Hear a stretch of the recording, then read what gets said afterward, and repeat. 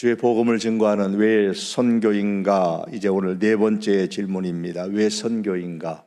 왜 선교해야 하는가? 라는 질문을 받으면 과연 우리가 어떤 대답을 할 수 있을까요? 삼위 하나님이 선교의 하나님이시기 때문에 우리 교회와 그리고 우리 성도는 선교해야 합니다. 삼위 하나님이 선교의 하나님이시기 때문에 하나님의 백성인 우리 성도는 자연히 선교의 백성이 되는 것입니다. 먼저 선교에 하나님께서 예수님을 이 세상에 보내셨습니다. 선교죠. 그리고 예수님께서도 공생의 사역을 정리하실 때에 제자들을 그리고 우리 성도들을 세상에 보내셨습니다. 부활하신 후에 예수님께서 가장 먼저 제자들에게 찾아가셔서 하셨던 말씀이 아버지께서 나를 보내신 것 같이 나도 너희를 보내노라고 말씀하셨습니다. 그리고 승선하시기 전에 실제로 제자들을 파송하는 선교의 지상 대명령을 내리셨습니다. 가서 모든 민족을 제자로 삼으라. 그런데 예수님께서는 이 제자들에게 이 선교의 지상 대명령을 내리시기 전에 하늘과 땅의 모든 권세를 내게 주셨으니라고 하셨습니다. 하늘과 땅의 모든 권세가 예수님께 있다라는 말씀입니다. 이것은 예수님이 하늘과 땅에 대한 왕이시며 왕의 권세를 갖고 계시다라는 뜻입니다. 예수님의 왕권에 대해 빌립보서 2장은 말씀하기를 하늘에 있는 자들과 땅에 있는 자들과 땅 아래에 있는 자들로 모든 무릎을 예수의 이름에 무릎 꿇게 하시고 그랬습니다. 그러므로 우리 선교지상 대명령은 하늘과 땅의 모든 권세를 가지신 왕의 명령입니다.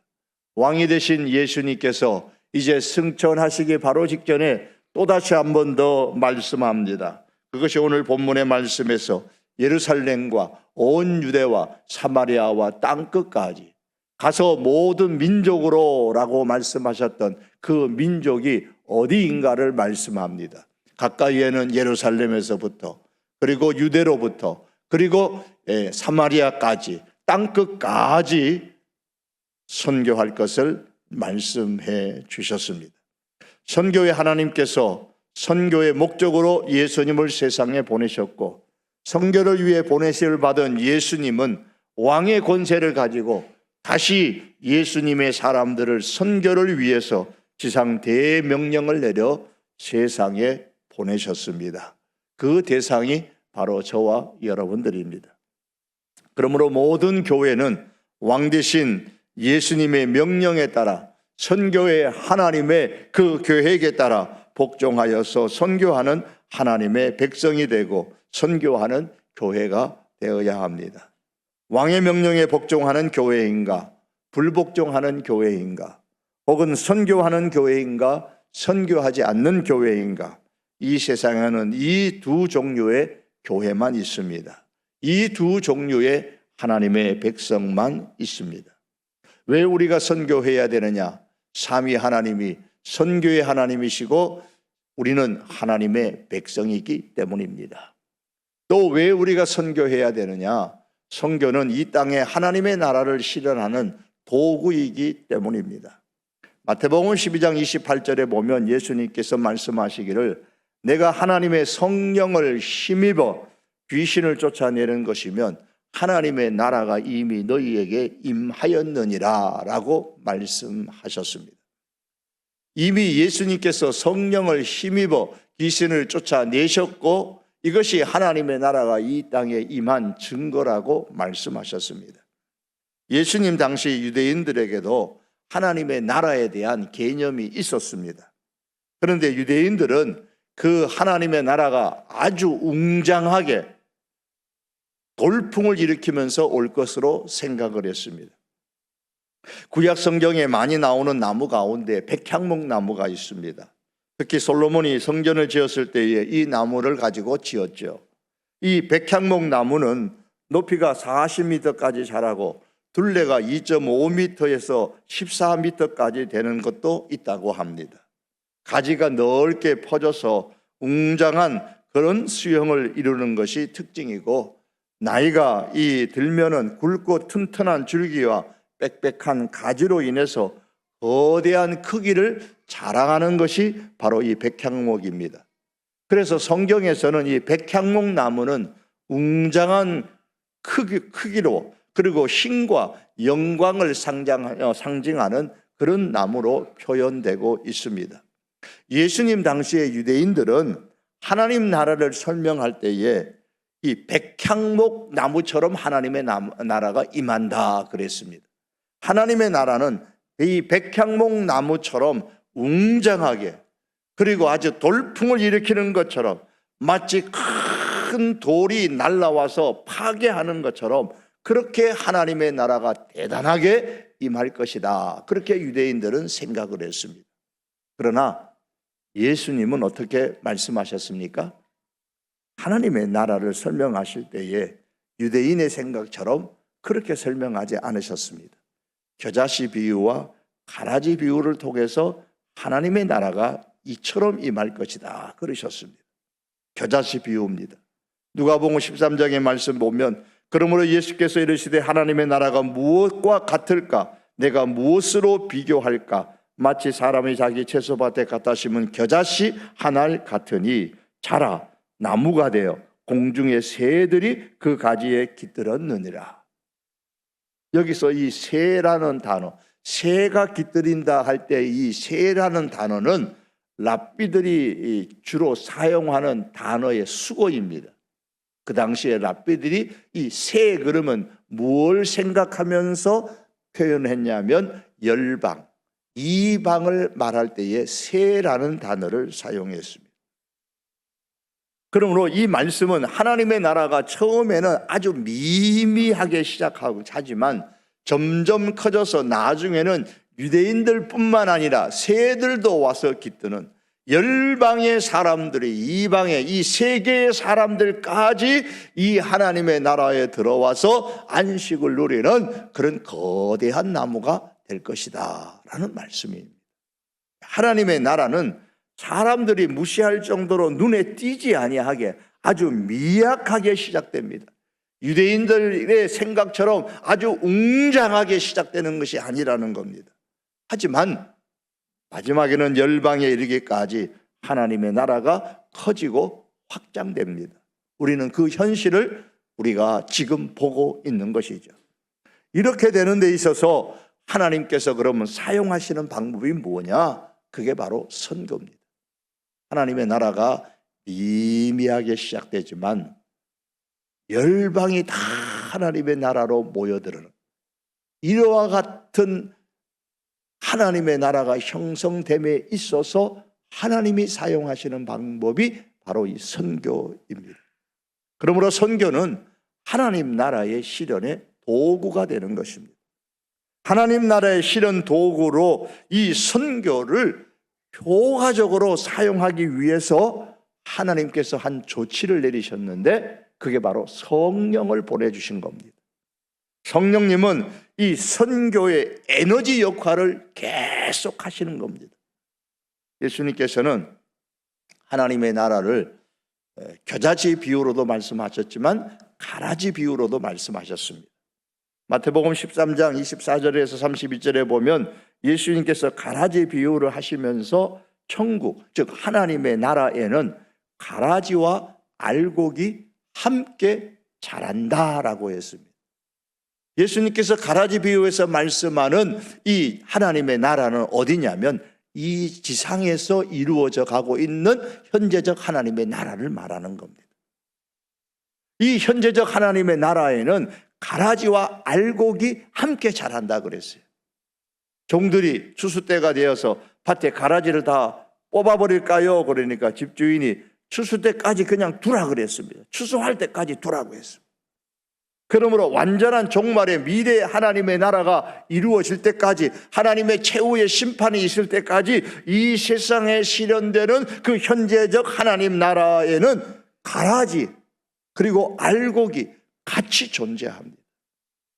그런데 하나님의 나라는 이 현재적 하나님의 나라가 웅장하게 거대하게 시작한다고 했습니까?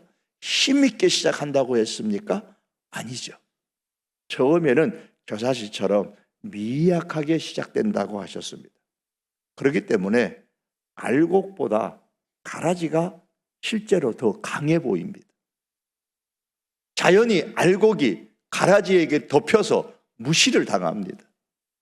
따라서 현재적 하나님의 나라에 속한 사람들이 무시를 당하기도 하고 하나님 나라 방식으로 사는 데 있어서 어려움을 겪기도 합니다. 어제 말씀드렸던 복음을 믿고 하나님의 나라의 방식으로 하나님의 나라의 백성으로 살아가는 데에 어려움을 겪는 것, 때로는 핍박을 받는 게 바로 이런 이유입니다. 하나님은 이러한 형편을 다 아십니다. 그래서 하나님의 사람들에게 성령을 보내주셨습니다. 초대교회 제자들에게 성령을 보내주신 이유가 바로 이 때문입니다. 본문 사도행전 1장 8절에서 예수님께서 말씀하셨죠. 모두 성령이 너희에게 임하시면 너희가 권능을 받고, 성령을 보내주시고 성령의 권능을 받게 해주신다고 하셨습니다. 그럼 성령으로 말미암아 권능을 받으면 어떤 일들이 일어날까요? 성령의 권능으로 가라지를 그냥 싹 다 뽑아버릴까요? 아닙니다. 예수님은 이미 가라지 비유를 통해서 추수 때까지 가라지는 그대로 두라고 하셨습니다. 따라서 알곡인 이 하나님의 나라 백성이 성령의 권능을 받아도 가라지는 여전히 이 땅에서 활개를 칠 것입니다. 가라지는 여전히 이 땅에서 알곡을 덮으려고 애를 쓸 것입니다. 사도행전에 기록된 바울의 선교 과정을 한번 생각해 보십시오. 바울이 선교할 때에 성령의 권능을 받지 않았겠어요? 그런데 어떻습니까? 고린도후서 11장 23절에서 27절의 말씀입니다. 그들이 그리스도의 일꾼이냐 정신없는 말을 하거니와 나는 더욱 그러하도다. 내가 수고를 넘치도록 하고 옥에 갇히기도 더 많이 하고 매도 수없이 맞고 여러 번 죽을 뻔하였으니 유대인들에게 40에서 하나 감한매를 5번 맞았으며 3번 태장으로 맞고 1번 돌로 맞고 3번 파선하고 일주야를 깊은 바다에서 지냈으며 수고하고 애쓰며 여러 번 자지 못하고 줄이며 목마르고 여러 번 굶고 춥고 헐벗었노라. 여러 가지 위험을 또한 당했습니다. 여러분, 바울의 이 간증을 들으면 어디 이것이 성령의 권능을 받은, 우리가 흔히 생각하는 성령의 권능을 받은 모습입니까? 성령의 권능으로 단번에 가라지를 싹 다 뽑아버리면 속이 시원하고 성교도 훨씬 더 잘 될 텐데, 그럴 것 같은데 하나님께서는 그렇게 하지 않으셨어요. 가라지 뽑지 마라 그러셨어요. 그리고선 성령을 주신 거예요. 가라지는 뽑지 말라고 하고 성령을 주셨습니다. 그렇다면 의문이 생깁니다. 그럼 성령을 보내주신 이유는 뭘까요? 성령을 보내주신 이유는 우리가 미래에 완성될 그 하나님의 나라의 것들, 미래에 완성될 그 생명, 미래에 완성될 그 화평, 미래에 완성될 하나님의 나라에서 완성될 그 능력, 미래에 하나님의 나라에서 완성 이루어지게 될 승리, 이 미래의 하나님의 나라의 것들을 현재의 하나님의 나라로 미리 가져와서 선취하여 경험하도록 하기 위해서 성령을 보내주신 겁니다. 그것을 선취하여 경험하는 사람들은 가라지로 인해서 어떤 고난을 당하고 핍박을 당해도 감당하는 겁니다. 그렇게 하도록 하기 위해서 성령을 보내주신 겁니다. 따라서 성도는 알곡과 가라지가 공존하는 세상에 살면서 영적 전쟁에서 승리하기 위해서는 반드시 성령의 존재가 필요합니다. 여전히 가라지가 존재하기 때문이에요. 비록 세상에 여전히 가라지는 활개치고 존재할 것이고 그런 가라지의 압제와 핍박과 모욕과 수치를 받으면서도 알곡이 계속하여 성결을 감당할 수 있도록 해주시는데, 그 방법은 바로 미래의 하나님의 나라에 있는 이런 것들을 현재의 하나님의 나라에서 우리가 일부분이지만 선취하여 경험하여 누리게 함으로써 감당하게 하는 겁니다. 이러한 영적 경험으로 말미암아 우리도 바울의 고백처럼 생각하건대, 로마서 8장처럼 생각하건대 현재의 고난은 장차 우리에게 나타날 영광과 비교할 수 없도다.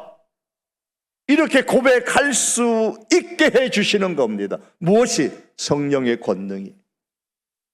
미래 하나님의 나라의 것들을 선취하여서 지금 그것을 누리고 지금 그것을 일부분이지만 경험하기 때문에 바울이 이와 같은 고백을 하는 겁니다. 현재의 고난은 장차 우리에게 나타날 영광과 비교할 수 없다. 이 바울의 고백처럼 우리도 그와 같은 고백을 할 수 있도록 하기 위해서 우리에게 성령을 보내주신 겁니다. 이렇게 주시는 분이 바로 성령님이에요. 이런 고백을 할 수 있도록. 이를 위해서 우리에게 성령을 보내주시고 성령의 권능을 받게 하십니다. 그래서 하나님 나라를 확장하는 선교를 하는 과정 가운데 핍박과 어려움과 고난이 있어도 포기하지 아니하고 계속 넉넉하게 선교할 수가 있는 것입니다. 그러므로 성령님은 이 선교의 에너지입니다. 성령님이 에너지라는 뜻이 아니라 성령님이 이 선교의 에너지를 계속 공급해 주신다라는 의미에서 성령님은 선교의 에너지입니다. 그러므로 성도 여러분, 하나님 나라의 백성은 우리의 역시 백성된 우리 역시 이 영적 패배주의자로 우리가 주저앉지 말고 성령을 힘입어서 미래 하나님의 나라의 것들을 현재 우리 살아가는 하나님의 나라로 미리 우리가 가지고 와서 경험하고 우리가 끝까지 가라지와 싸워 승리하며 선교하는 하나님의 백성이 될 수 있기를 바랍니다. 우리의 선교의 대상은 예수님께서 말씀하신 대로 예루살렘과 온 유대와 사마리아와 땅 끝까지입니다. 그러면 우리 성도교회는 그러면 가장 그 중에서 어디에 집중하여 선교할 것인가? 제가 누차에 강조드린 것처럼 북한 선교입니다. 왜 우리가 북한 선교를 해야 합니까? 우리가 고엘이기 때문입니다. 고엘. 지난 북한 선교 아카데미 강사 가운데 한 분이 자기가 북한 선교를 하게 된 동기에 대해서 설명을 해 주셨습니다. 지방에서 평범하게 목회를 하다가 북한 선교에 뛰어들게 된 동기를 설명하셨는데, 중국을 여행을 하다가 어느 분이 북한의 고난의 행군 때에 200만 혹은 300만, 유엔 집계로는 30만, 이렇게 어쨌든 많은 북한의 사람들이 굶어 죽고 그 강에 시체가 떠내려오고 하는 그 이야기하는 것을 들었을 때에 그의 마음에 이런 생각이 들었대요. 그럼 너는 그들을 위해서 뭘 했느냐? 그 수백만의 사람들이, 수십만의 사람들이 굶어 죽어서 강에서 떠내려가고 있는 그때에 너는 뭘 했느냐? 거기에 강한 도전을 받고 북한 선교에 발을 딛게 되었다. 그렇게 고백하는 것을 들은 바 있습니다. 그분의 강의 중에서 가장 인상 깊었던 것이 바로 이 고헬이었습니다. 고헬이라는 것은 기업 물을 자라는 뜻입니다. 미래에 완성될 완전한 하나님의 나라는 한 단어로 표현하라 그러면 평강, 평화, 샬롬입니다. 하나님의 나라는 평화의 나라입니다. 반면에 현재적 하나님의 나라는 완전한 하나님 나라의 일부분을 이 땅에서 맛보고 경험하는 나라입니다. 그러므로 이 땅에서 이루어지는 현재적 하나님의 나라에서도 미래 종말에 완성될 하나님의 나라처럼 완전하지는 않지만 샬롬을 이루어야 하고 샬롬을 경험하며 살아야 합니다. 샬롬 좋지 않습니까? 그러나 이 세상에서의 이 샬롬의 회복은 자연히 저절로 이루어지는 것은 아닙니다. 그럼 어떻게 현재적 하나님의 나라에서 샬롬을 경험할 수가 있을까요? 누가 샬롬을 이룰 것인가라는 겁니다. 하나님께서 이 샬롬을 이루기 위해서 일찍이 구약에서 주신 제도 중에 하나가 바로 이 고엘 제도입니다. 기업 물을 자의 책임을 다하기 위한 제도입니다. 이 고엘이라는 말은 어려운, 힘든, 고통당하는, 압제당하는 그런 가족을 대신해서 값을 치르고 되찾아오는 자, 즉 구속자, 구원자라는 뜻이 바로 고엘입니다. 가족과 공동체의 완전한 회복, 샬롬을 담당하는 자가 바로 이 고엘입니다. 이 고엘에 관한 말씀이 가장 잘 나타난 성경이 룻기서의 말씀이죠. 룻기에 보시면 보아스라는 인물을 통해서 몰락한 한 유다의 가정이 회복되는 모습을 보여주고 있습니다. 룻기에 보면 예수님의 족보를 이어갈 엘리멜렉이라는 유다 가문의 사람이 등장합니다. 하지만 흉년으로 인해서 생활고로 도피를 합니다. 이방의 땅에 가서 거기서 엘리멜렉이 죽고 두 아들도 죽고 없어집니다. 극도로 그 가정이 궁핍하게 되고 어려움을 겪게 됩니다. 하지만 그의 며느리인 이방 여인 룻을 통해서 예수님의 족보가 다시 이어져 가고 있다라는 것을 보여주는 것이 룻기서의 말씀이죠. 룻기 4장 21절과 22절에 보면 살몬은 보아스를 낳고 보아스는 오벳을 낳고 오벳은 이새를 낳고 이새는 다윗을 낳았더라. 이렇게 이제 마지막을 정리합니다. 그리고 이제 신약 마태복음 1장 5절 6절 16절에 보면 보아스는 룻에게서 오벳을 낳고 오벳은 이새를 낳고 이새는 다윗 왕을 낳으니라. 이 룻기서의 말씀을 이제 계속하고 있죠. 그리고 이어갑니다. 이새는 다윗 왕을 낳으니라. 그리고 다윗은 우리아의 아내에게서 솔로몬을 낳고 쭉 내려오다가 야곱은 마리아의 남편 요셉을 낳았으니 마리아에게서 그리스도라 칭하는 예수가 나시니라 그랬습니다. 이 고엘 제도에 의해서 예수님의 족보가 이어져 오고 있는 것을 성경이 말씀하고 있습니다. 하나님의 나라의 실제가 되는 예수님의 탄생은 고엘이라는 전적인 그 희생과 무한한 책임을 다하는 이 보아스를 통해서 이루어졌습니다. 이 고엘, 기업 물을 자의 자격은 가장 가까운 친족에게 우선권이 있었습니다. 이것은 가장 가까운 친족의 권리이기도 하고 의무였습니다. 하지만 이 우선권은 기꺼이 희생을 감내하면서 그 압제당하고 궁핍한 가난한 그 사람의 친족의 모든 빚을 다 갚아주고 원상회복하려는 그런 능력과 책임과 의지가 없으면 그 권리는 사라지게 되는 겁니다. 룻기에 보면 엘리멜렉의 가문의 기업 물을 자라서 보아스보다 먼저 권리를 가진 한 사람이 있습니다. 보아스가 그를 찾아가서 지도자들 앞에 데리고 와가지고 이렇게 말합니다. 당신이 엘리멜렉의 가문의 기업 물을 자이니까 책임을 다하시오. 당신이 만일에 하지 않으면 그 다음 순서는 나이니까 내가 책임을 감당하겠습니다. 그랬어요. 그러자 첫 번째 기업 물을 자의 권리를 가진 그 사람이 이렇게 대답합니다. 룻기서 4장 6절입니다. 그 기업 물을 자가 이르되 나는 내 기업에 손해가 있을까 하여 나를 위하여 물으지 못하노니 내가 물을 것을 내가 물으라. 나는 물으지 못하겠노라. 이 사람이 책임질 수 있는 능력이 없어서 지금 기업 물을 자의 권리, 책임을 포기했습니까? 아니에요. 사랑이 없어서 포기했습니다.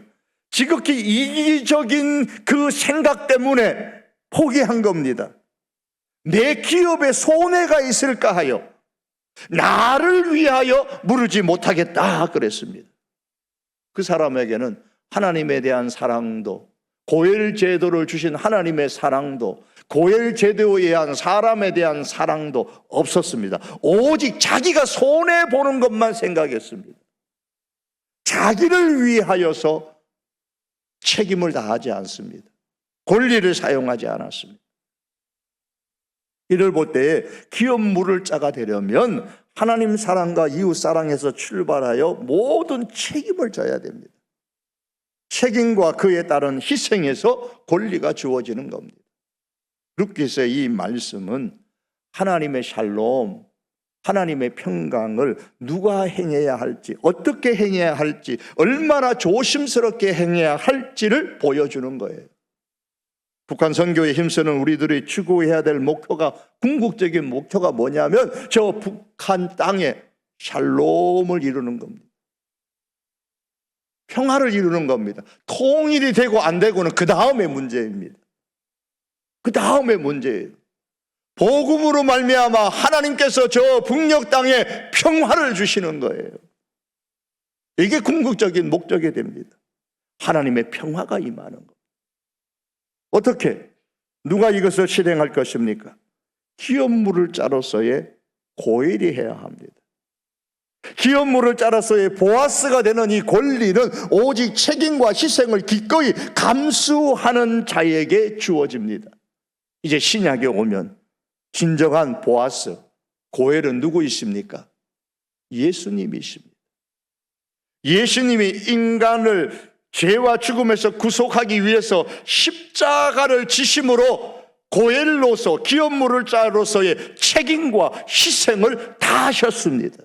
그 결과 우리가 영원한 미래 하나님의 나라의 샬롬을 누릴 수 있게 되었고, 이 땅에서 현재적 하나님의 나라에서 비록 완전하지는 않지만 그 샬롬을 맛보면서 우리가 살아갈 수 있게 된 것입니다. 그리고 지금도 역사 속에서 예수님께서는 상처받은 민족들을 고치시는 고엘의 사역을 지속하고 계십니다.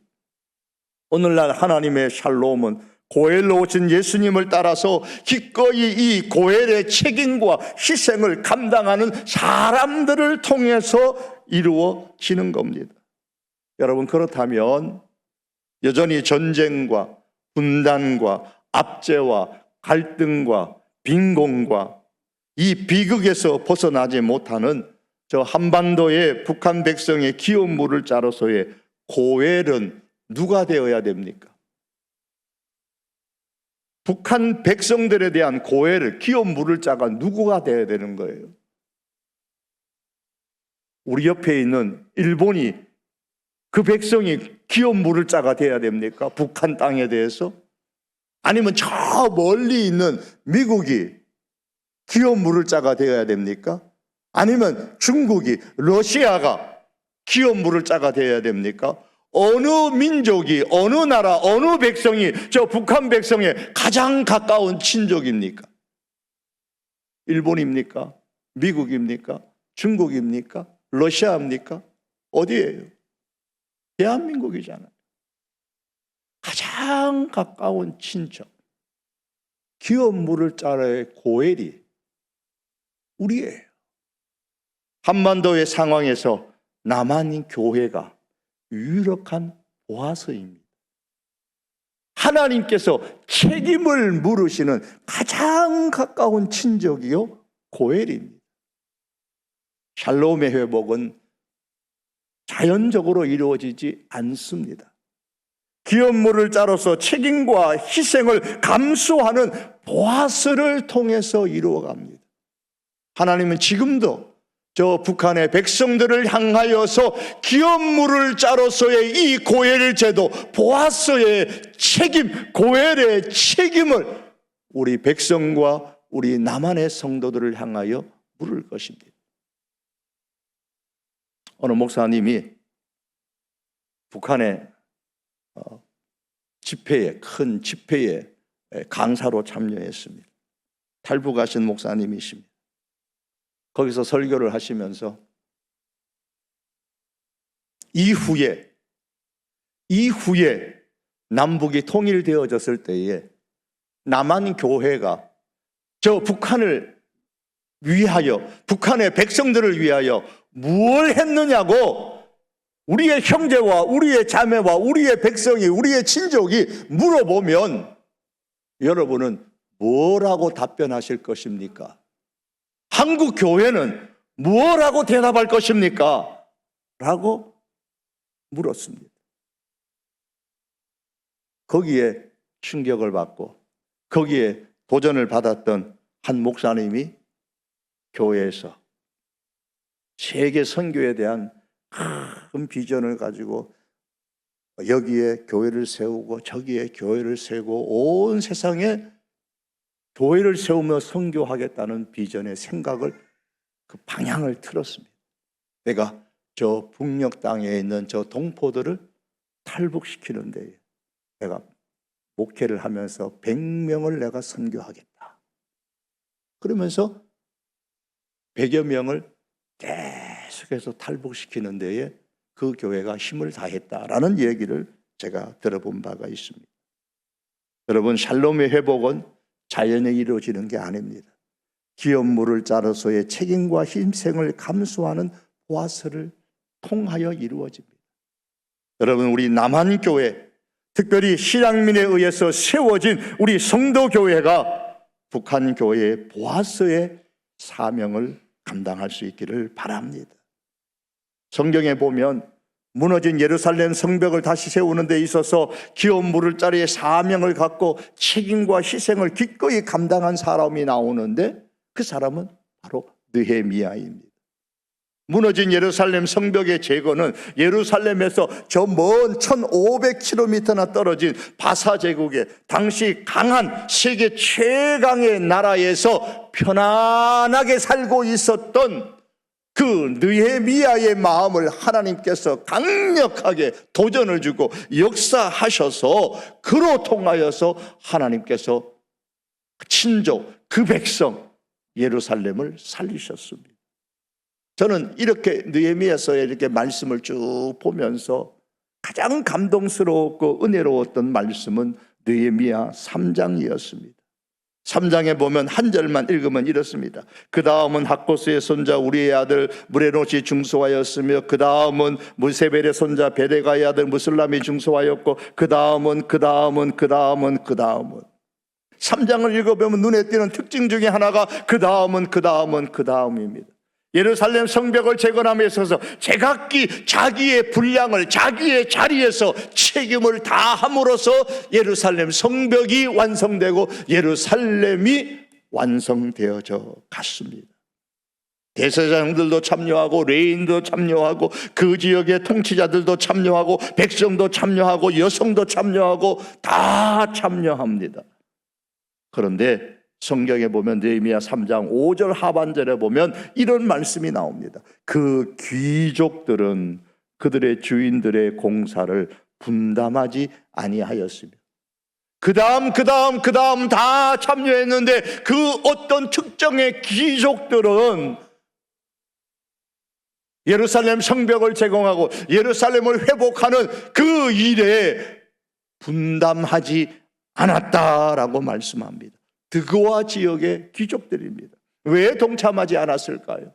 기요 이유는 여러 가지로 생각해 볼 수 있겠습니다만, 사랑하는 성도 여러분, 모두가 제각기 주어진 자리에서 힘써 선교에 동참함으로써 저 북한 선교를 이루어가는 중에, 세계 선교를 이루어가는 중에 혹시나 내 자신의 신분이나 역량이나 내 자신의 이익이나 혹은 맡은 사역에 대한 불만 등등으로 말미암아서 한 사람이라도 함께 동역하는 데에서 제외되는 사람이 우리 한국교회에 없기를 원하고 특별히 우리 성도교회에 없기를 바랍니다.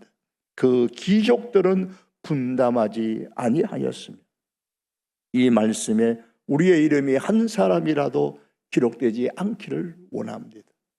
그 대신에 저 북녘에 무너진 예루살렘 성을 재건하기 위하여 세계 선교를 위하여 우리가 맡은 구역, 우리가 맡은 사역, 우리가 맡은 그 분량을 중수하는 데에 동참하는 하나님의 선교의 동역자들이 될 수 있기를 원합니다. 말씀을 맺겠습니다. 왜 선교입니까? 우리가 믿는 삼위 하나님이 선교의 하나님이시고 우리가 그 삼위 하나님의 백성이기 때문입니다. 또한 선교, 이 땅의 하나님의 나라를 실현하는 도구이기 때문입니다. 특별히 왜 우리 성도교회가 저 북한 선교를 해야 하는 것일까요? 남한 교회가, 남한의 성도인 우리 성도들이, 우리 백성들이 북한 백성에 대해서 가장 가까운 고혈이요 기업 물을 자이기 때문입니다. 이 귀한 사역에 우리 모두가 함께 동참하는 하나님의 백성, 또한 우리 성도교회가 될 수 있기를 주님의 이름으로 축복합니다. 기도드립니다. 하나님 아버지, 왜 선교인가? 우리 삼위 하나님께서 선교의 하나님이신 것, 또한 우리가 바로 선교의 하나님의 백성이, 하나님 우리가 선교해야 됨을 다시 한번 고백합니다. 하나님께서 이 나라에 하나님의 나라를 이루어 가시고 실현함에 이 선교를 사용하시고 이를 위해서 우리에게 끊임없이 성령의 권능을 베풀어 주심을 주님 저희가 고백하며 이 선교에 동참하게 하시고, 특별히 하나님 우리가 저 신앙민이 세운 이 성도교회로서 북한 선교에 대한 관심과 고엘 기업물을 자로서의 우리가 보아스입니다. 우리가 보아스가 되겠습니다. 이런 신앙으로 하나님 이 선교에 기꺼이 동참하는 우리 모든 성도 교회 하나님의 백성들이 될 수 있도록 은혜를 도하여 주시옵소서. 예수님의 이름으로 기도하옵나이다. 아멘.